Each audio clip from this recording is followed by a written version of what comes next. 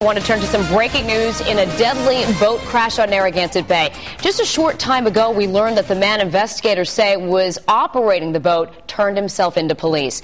The Department of Environmental Management tells us 27-year-old Matthew Fortin of New Bedford is facing 5 felony counts, including operating a boat under the influence, death resulting, and reckless operation, death resulting.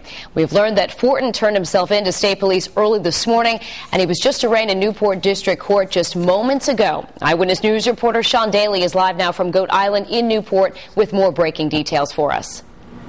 Here we go again with the official start of summer less than a month away. Another fatal boating accident in Rhode Island. Again, this one involving allegations of alcohol and speed.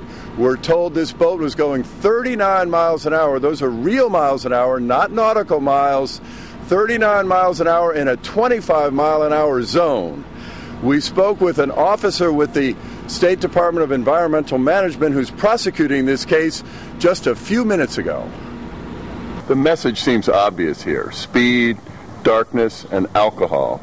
Not a good combination on the water. No, they absolutely don't mix. Don't mix at all. This is an issue that we have in this state. We have high uses of alcohol on boats, and unfortunately this is what happens when they mix. What would you like to say to people out there now? It's almost the start of summer. I think boat safe, boat sober.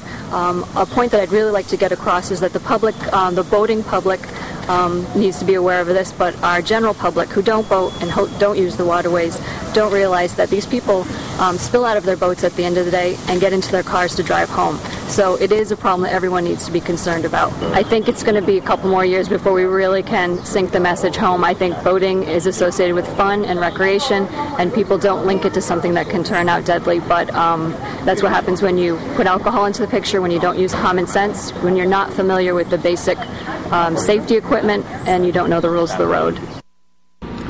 Again, 2 people killed, 3 people injured, including the driver of the boat in Rhode Island's latest fatal boating accident, right at the start of summer. Live in Newport with the Mobile Newsroom, Sean Daly, Eyewitness News.